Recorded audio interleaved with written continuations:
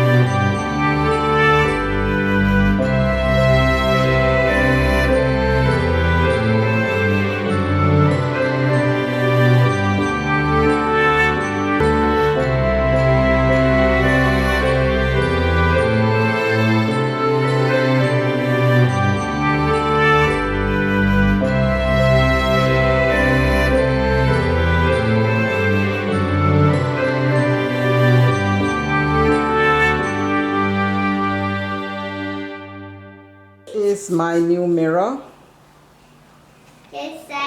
Let me go tap it.